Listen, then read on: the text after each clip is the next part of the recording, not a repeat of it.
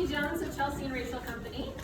I'm Rachel Saul of Chelsea and Rachel Co. We're co-founders of the 15 Team Digital Marketing Agency and Shopify Plus Kickstarter.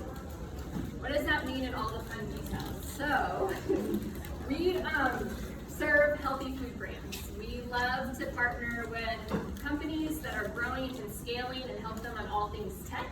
We specialize in Shopify, obviously. As a Shopify Plus preferred partner, we had to go through kind of a rigorous process to actually get that certification. So we kind of like to showcase a few of the brands that we are currently helping in the healthy food space. And what is exciting about what we do with them is kind of help take them to the next level. So a quick track record of our success, just so you kind of know who you're talking to and why. To date, we've been in business 6 years. We've had over 7 million plus growth in sales for our clients. We've had almost 2 million website hits currently on all managed websites, and we've had close to 600,000 subscribers on email. So I put a plus on all those because obviously they're nebulous and will always be growing. A couple of things that we're going to talk about today is the 5 pillars of growth for direct-to-consumer. So we're going to talk about Shopify and Shopify Plus and what it takes to go to the next level, but specifically 5 areas, 5 pillars that are going to take you to the next level with your sales. The first is technology. Do you have the right house, the right stack of technology, or are there pain points there that are going to cause things to break down the road? This we're going to spend a lot of time in, and we're also going to have questions and answers at the end. The second is optimized pages. So specifically, having a customized, optimized product page on Shopify, how you do that, what that looks like, what you need to keep in mind as your page needs to convert. Third is data and analytics. There's a lot of pieces in this. You guys know the elements of big data, but what data do you need to be aware of to actually grow your direct-to-consumer? The fourth is email marketing, platforms, engagement, what you should expect from your email marketing as far as the percentage of your sales go. And if you aren't getting that percentage, what you can do to increase it. And then the fifth is benchmarks and KPIs. So a couple things on technology. Your ability to grow in revenue and customer acquisition, leading to long-term exponential growth, is only as stable as your technology stack. Would you agree with that statement, or is anyone confused by that? Okay. So Shopify Plus obviously has large companies. Enterprise, you know, PepsiCo, Budweiser, Mars, large companies are on Shopify Plus. But what a lot of people don't realize is small companies and emerging companies, which is the area we love to help, are on Plus as well. So this is a couple of examples on companies that went from like Amazon first approach. They started selling in stores, they started selling on Amazon, and then they eventually wanted to build their own direct-to-consumer. So there's a number of ways that brands tend to go. You either start direct-to-consumer or you add that in later. Most food companies obviously start to go in stores usually first, as well as building their brand. So if that's the case, what is a couple of approaches? So transition, so I brought a couple of examples here. RX Bar, Sullivan, and Huel were initially CPG brands that market were started first on Amazon and obviously stores, and then they started collecting their own data on their own Shopify store. Shopify Plus has a couple of features that are very different from regular Shopify. So this is something that we're going to go into in a little more detail, and I want to answer some questions on. A lot of people think the only way to get to Shopify Plus is revenue goals. While that might be of interest to be a healthy business, you need to make revenue. That honestly is not the main feature that people are choosing Shopify Plus. These are the 3 installed apps that come out of the box with Shopify Plus when you upgrade. Shopify Flow allows automation, we're going to talk about that. Launchpad allows you to market your customer engagement, your campaigns, the sales that you have a lot easier. No longer as a development, you have to stay up late at night to publish something. You've done that. And then the third is Shopify Scripts. Shopify Flow, this is a quick animation piece to kind of show you how it's going to automate. Now, how many of you guys are actually on Shopify Plus right now? Okay, perfect. A couple of you. So great. A lot of questions that we get around this, and there's been a lot of conversations, like either people that are on Shopify Plus don't know all the features, Or those that are growing are like, when do I even go to that? Or what are the features of Shopify that I can actually ask questions on? And at the end, we're gonna do some Q&A to help you with this. So Launchpad is another really specific marketing tool that Shopify Plus does. So it literally, in Shopify, you can have customized themes that you then plan for a next launch. So say it's Valentine's Day coming up, and you have, this awesome love porn special for Valentine's Day. What you want to do is actually schedule out your whole campaign, your email marketing, your creative, all the pieces planned ahead of time, have it all planned, and then schedule it on Launchpad so that it goes live midnight on the day that you plan it to go. This is really important when it comes to large scale campaigns, especially when you're launching out on multiple platforms. Scripts. So I'm the developer of the two of us, and this is where I kind of nerd out on Shopify scripts. So, and Rachel can talk to you more about what we've done with Bobo's and with Aloha in this area in particular. So, yeah, go ahead. Yeah, so Shopify Scripts allows you to customize the checkout and be as specific as possible as you like. So say you have a kind of a little bit of a complex pricing structure you want to do for a sale, you can leverage Shopify Scripts to do something like with Bobo's, buy one, get one 10% off, buy two, get two, get 20, buy three, get 30. It's not an out-of-the-box feature of Shopify. It's by using scripts and having this content available, you can do this in an in-cart experience, less friction, no coupon codes. It's really phenomenal. Also with Aloha Bar, doing a specific script allowing us to auto-put inside the cart a free bar, but allowing to show the experience in the cart itself and not just adding it to checkout. So lots of really great visual ways that you can do some logistics on the back end.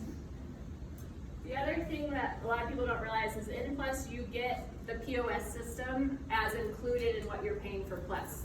So why is this important? The point of sale system allows you to have pop-up shops, engagement, a lot of ongoing quick sales wherever you're at, whether at a farmer's market or you go to an event or something. You are allowed to do that all through their app, and it then syncs into your Shopify Plus. So you are more systemized in the way that you can process payments, gather information, collect your customer data. Another big feature is you get up to 9 stores under one account.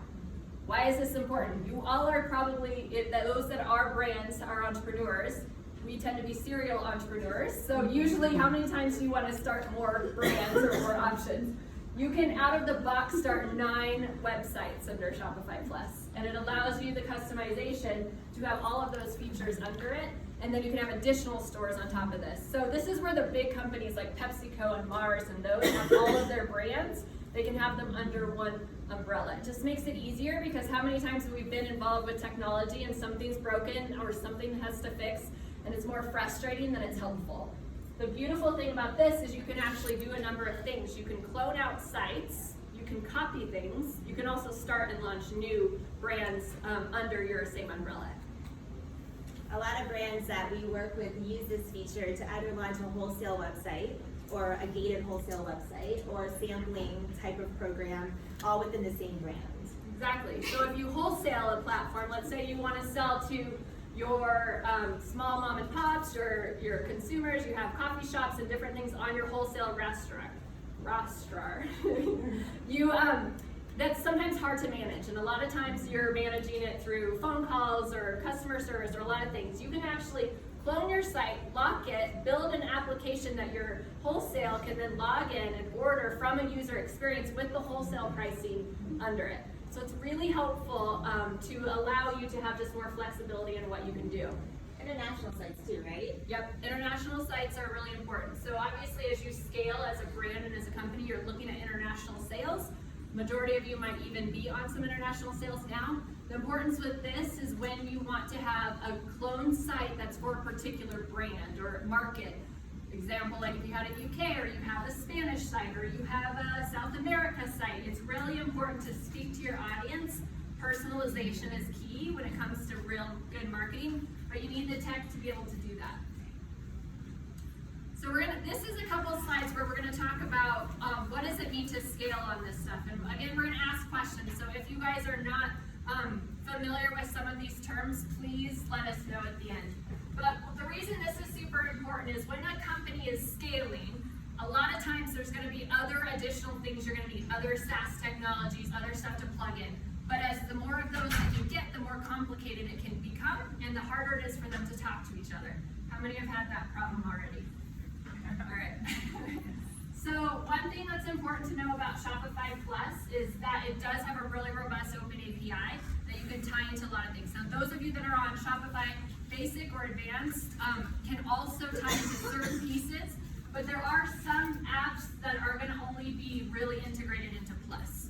So Avalara Tax is one of them that likes to have an integration into Plus, so it helps you have automation and tax collecting across the country. A couple of other ones that are really important. This is the recharge icon, which is for subscription models, which we're pretty passionate about subscription models. So even more apps for you kind of to see. Recharge needs Shopify Plus? It doesn't need Shopify Plus, but Recharge Pro, which is the next level of recharge, is better on Shopify Plus because you can integrate your checkout system on one page versus now where you're going off. Thank you. Correct, so that's a good question. There's a lot more apps and logos that integrate into it. This one's a little overwhelming.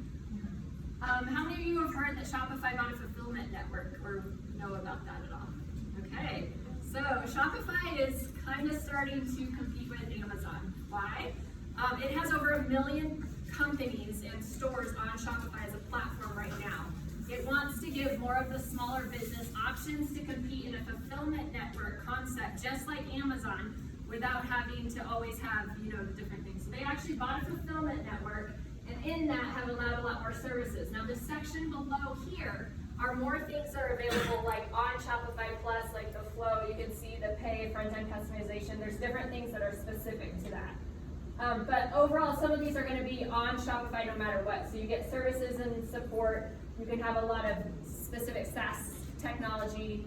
There's pieces involved with this. But why is this important to you as a brand? Is this just happened last year, and it's going to be something that we're going to continue seeing is that empowerment of small brands to really make it and get fulfillment. Do you know how the cost of that compares to typical third-party fulfillment? Is it slightly higher? It depends on the brands, to be honest. Right now, because they're still kind of new, they've been negotiating more closed with a lot of that. So I can't answer that question without bringing a Shopify rep involved with you. But if you're curious about that, I can introduce you to one that can give you those numbers. Thanks. Yes? Do you know if their fulfillment centers will be temperature controlled? We've heard that they are, but that's a great question. It's one of the ones, so we're considered the Shopify Plus partner that specializes in food. So we've been asking their engineers and their top execs on this space. The word is right now that yes, they are, but I haven't seen them myself or been like solidified on what we can do for our brands at the moment. But that's a great question because we've had that conversation on scale.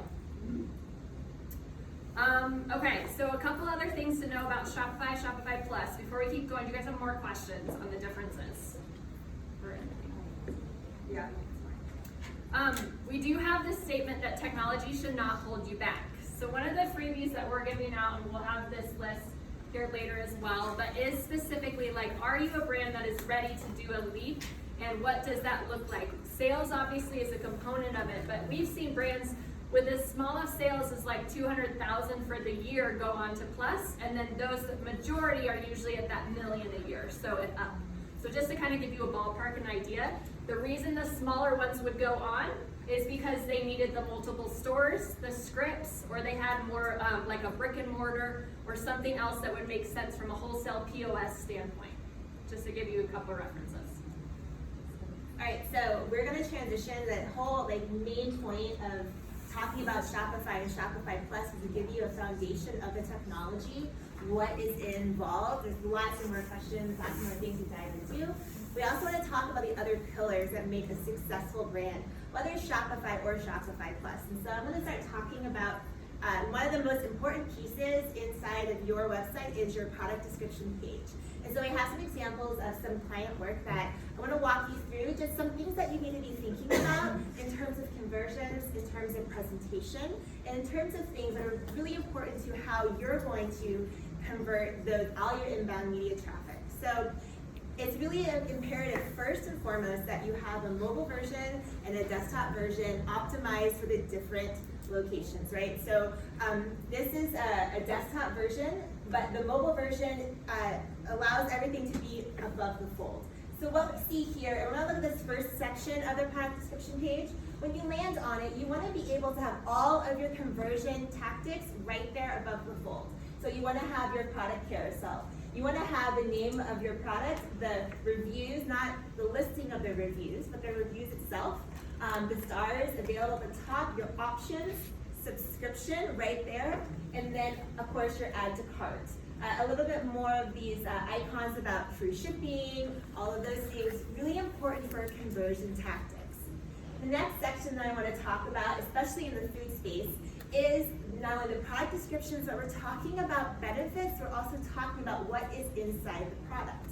It's making sure that it's very visible and clear and honestly unique to your brand. So we all are in a space right now of making sure that we're transparent in everything that we're communicating.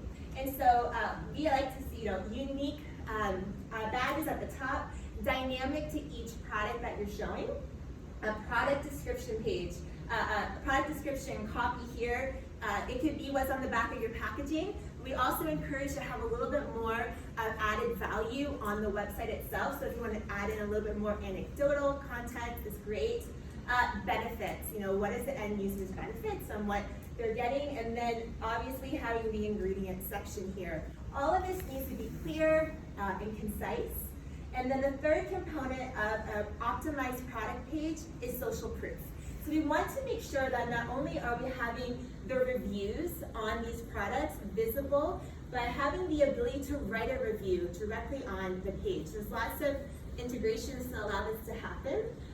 But we want to also make sure that we have like products that could be provided as an upsell or another alternative to the product that you're looking at. So really here, just some high points of the anatomy of what converts on a PDP or a product description page. Desktop versus mobile, make sure they're optimized for the platform. Make sure that all of your priorities land above the fold. So your screen, everything on your mobile device, you want to make sure that buy button is on that first screen, as well as on the desktop. And just to tag into why that is, the psychology behind it. So when you're talking user experience and UX design, a lot of it is because of how people engage with your brand, right? Mobile, we're used to scrolling, but on desktop we're used to clicking. But it also depends on the demographic you're going after. Traditionally, anybody over the age of 45 will click first before scrolling, and anybody that is in that younger millennial group will also scroll first before clicking. So you need to kind of keep this in mind when you're going after your target market, the people that you're talking to. How does that look with mobile? How does it look with desktop? Our rule of thumb and our word even for this year is clarity. The more you can be clear about who you are, what you are, and how quickly they can buy, the better it's going to be for a user experience. Right. And then so just a recap of these other options here to make sure that they are on your product description page. Now, you can have more stuff based on your brand, UGC content there, whatever makes sense for you, but don't negate any of these things and really make sure that it's optimized for one click to cart on that page. Okay, so here's just a great little quote. D2C commerce does create a new revenue channel. However, this model is also about building your brand and connecting with customers more directly and personally. And to tie into that on more personally, as you guys have seen the trends and heard these conversations, it's all about personalization with the people that you're engaging with, right? Why are we passionate about companies building their own brand and utilizing tech like Shopify? Is so that you can own your own data. You can own your own intellectual property, you can actually engage with your customers, you can understand what it is they're clicking on and why, and you have a lot more flexibility to move you into the next phase of business growth. It's also a really valuable tool as an intellectual property piece. One of our clients, Creative Snacks, got acquired by Kind Bars when we were building out their site. So from that acquisition process, what is interesting is most healthy food brands build up, then usually get acquired. If that's the case, having something like a Shopify site with real data and real numbers behind it can really make a difference in that process because it becomes a piece of integral part of your business. A couple of really interesting things when it comes to data and analytics. So In marketing, people use short terms and conversation stuff all the time. Even though this is my livelihood, I breathe marketing stuff, there are times I'm like, wait, what does that mean again? How many of you have felt that? So, especially when it comes to data. So AOV is average order value. You can collect that obviously right on the Shopify Analytics platform. If you don't know your average order value right now, you need to. We can talk about that afterwards. CLTV is customer lifetime value. Why is that important? How hard do we spend money on and go after to get an email, to get somebody to be involved with your brand, to do something, and all of a sudden you don't have them re-engaged or on a subscription model to go after? This is also an important number to know, and this is not something that is tracked right out of the box on Shopify. So this does take a little bit of data analysis with your analytics, but just understand that your average customer lifetime value is really important to know. How do you calculate CLV? So, great question. So, I'll give you an example on it. So, let's say you've been in business for a year and you've had 100,000 visitors to your website. About 15 years. How many years back do you go? I would do 3, and here's why I would do 3 if you've been in business 3 years or 15 years. More has changed in the food space in the last 5 years than in the last 100. I like to equate it. I love history. So, how many of you guys know the story of Kynes and Kellogg's back then? Okay, that's a history lesson. Back in when Kynes and Kellogg's first started, they could not even get their product out if it wasn't for the rail system. So the rail system came out, and then because of that, they can mass produce food out everywhere and have it packaged. We are now in 2020 where the internet is exploded on such a level that we even have 2-year-olds that can use it. Why is that so important when it comes to food? We have seen more massive shifts in the way that customers are buying and interacting with their food now than ever before. Instacart's obviously grown. You have millions and millions of dollars in SaaS technology that are really scaling on this space. We've seen Walmart and Target just last year double down on their click to order and their delivery campaign. So why is this really important to understand? Like, food is changing in the way that we're using it, but having that simple tech platform to build on is really important. So the reason I say 3 years is because of that, because we've seen more shift in the last 3 years. That's the data that's really going to launch you into the future.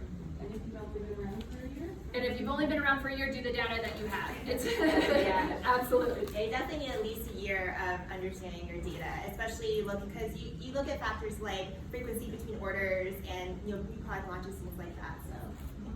And the big thing with food is sometimes first to market and first concept and things like this, but as what we've seen in the last 5 years is you can have a market disruptor, right? You have these old brands and you can have some new healthy one that's like venture back that can just blow it up and make that brand become less. And they even talked about that a little bit in the last few things. So this is super important because I think a lot of brands that are scaling and growing fast don't think about their customer lifetime value. They just think about getting the new customer. And it's important to take care of those that are already your brand followers. And like somebody said earlier in one of the sessions was building that tribe. That is super important. You gotta have that piece. All right, so the next pillar of growing a successful Shopify Plus brand is having email marketing in place. And so I am actually a huge proponent of email marketing. I know that over the years you hear things such as email is dead, it's dying, nobody opens it up, but honestly in the food space I have seen some amazing content being created and a lot of really engaging revitalization of email marketing, especially when you're looking at subscription models or abandoned cart flows or using tools such as automation to re-engage with the customer in a very unique and very personal way. So honestly, like I've seen like in our client base that we manage email marketing for, it is a pillar of revenue between 20 to 35%. How many of you knew that, by the way? That should be this. Okay. How many of you are doing email marketing? All right. How many of you are over 20%? Okay. So the reason that you might not be is a couple of things, and Rachel can step into this, but depending on the platform, and if any of you are on MailChimp, you probably knew it broke up with Shopify. We recommended like Klaviyo, but there's a number of other platforms out there, but it's probably one of the most significant in building custom flows, interacting with your customers. Yeah, so customers don't sign up for an email, they sign up for your brand, and I love that quote because we have to remember that when we're doing email marketing. A lot of times we need to think about the different ways that we're communicating and what we're doing and saying at the point of acquisition versus retention versus abandoned carts. There's lots of different things that are going on. I always see it as opportunity. So first aspect of email marketing that's critical for your store is acquisition. So having the use of pop-ups to trigger directly a welcome series. You want to make sure that that content, that's that first touch, they haven't purchased your product, they just have come to your site, whether it's through paid media, giveaway, cross promotion. You want that first touch to be something that is engaging and it just brings to memory everything that you want to communicate about your brand. And here's an example of some work that we've done recently, and we just had a brand new product launch this week, which we're really excited about with Bobos, but really taking that to the next level. You want to take your brand values, your brand messaging, and if you have the ability to have content creation in-house, it is an amazing asset to email marketing. Visual, engaging content. So one thing on this to also point out, this only pops up if you're brand new on this site. So we use an app for them called Privy, you might be aware of it, and you can actually schedule it to only pop up to new users or new engagement. So the only way I could even get this screenshot was going incognito and masking my IP address. Question? Is it worth using Privy if you have Klaviyo? And if you want to be more specific in your targeting, yes. I would say Klaviyo has a great out-of-the-box option, but if you want to start to tier your messaging based on, geolocation or some of the more integral parts, Privy is a great option. But Klaviyo is also a great option as well because you can trigger Klaviyo profiles when they're on the site. So if you have a campaign specifically for them, it also is a good solution. Our best practices is usually using both for brands that are scaling because you want to turn it on and off on engagement from a Privy standpoint on what that looks like for who hits your site. But Klaviyo, a lot of times we use their custom forms for landing pages. So if you were doing a giveaway and you wanted to get specific information, I wanted to know you like hats and have a dog, like in my subject line. So you can really personalize your information. You can do all of that in Klaviyo and connect it into Shopify. Second part of email marketing that's critical is automation. So most platforms now have automation as one of their key features. MailChimp was the one platform that really had a very dialed down version of it and no longer really talked to Shopify. So a lot of the great email service providers has the ability for automation. And so these are, to me, your four most critical, you must have them going, automation series.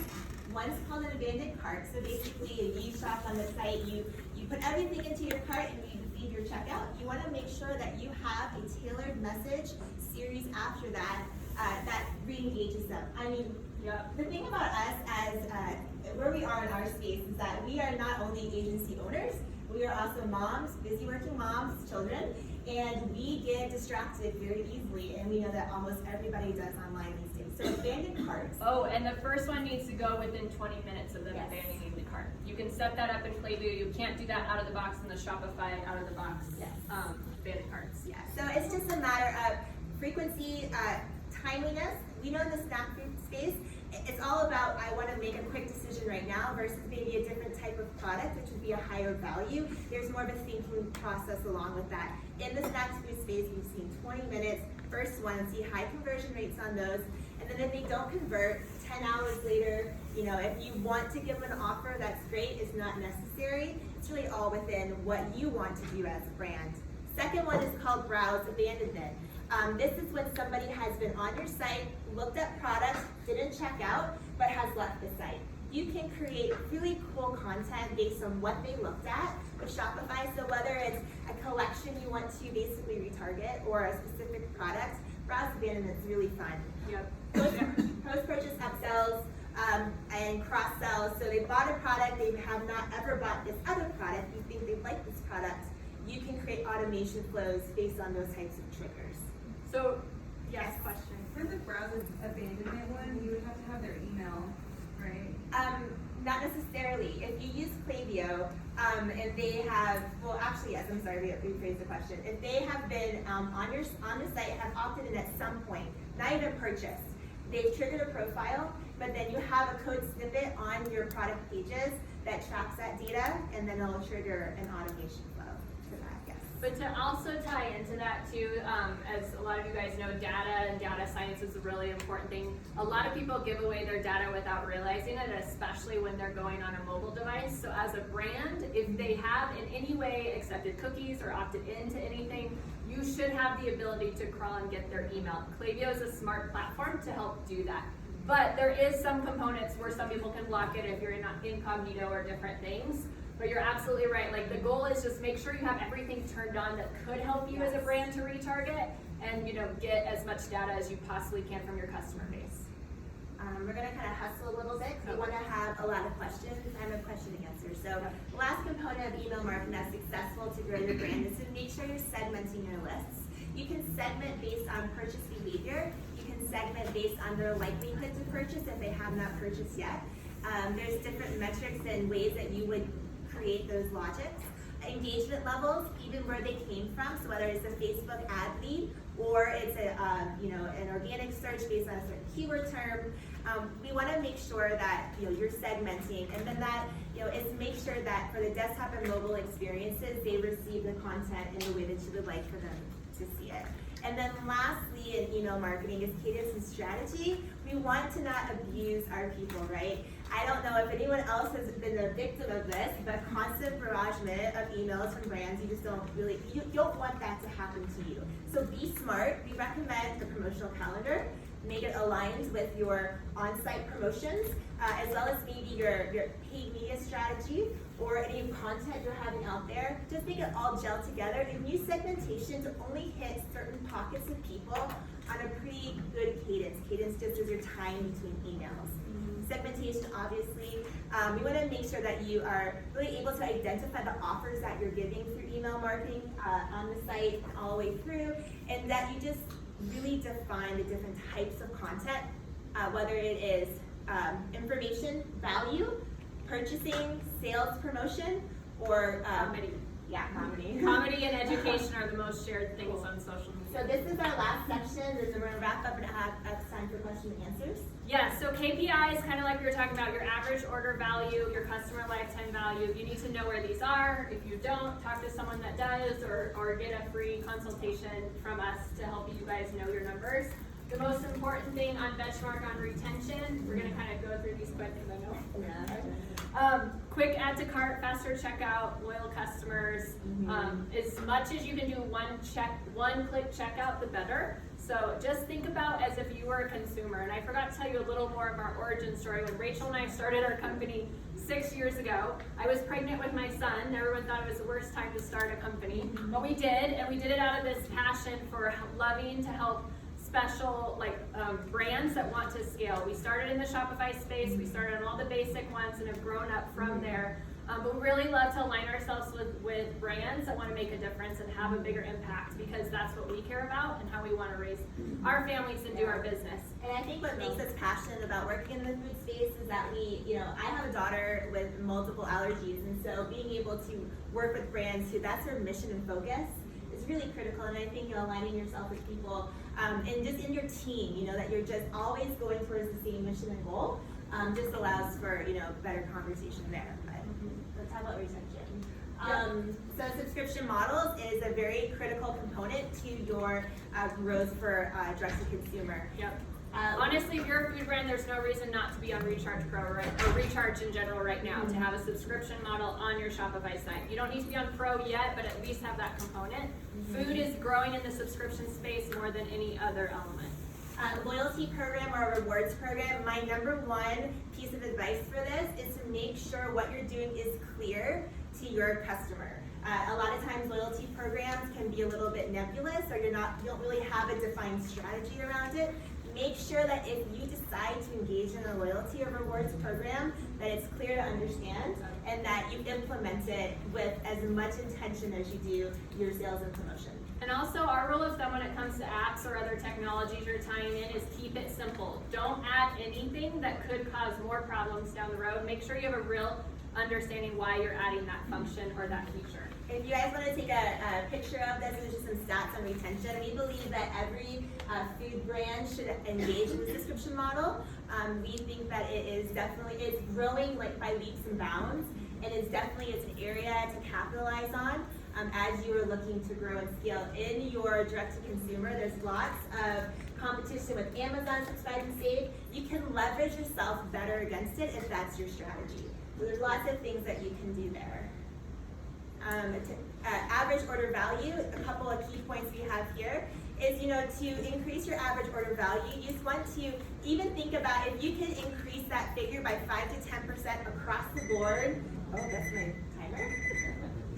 We're gonna still have questions. I don't know how to turn this off. Okay, just a couple of experience points here.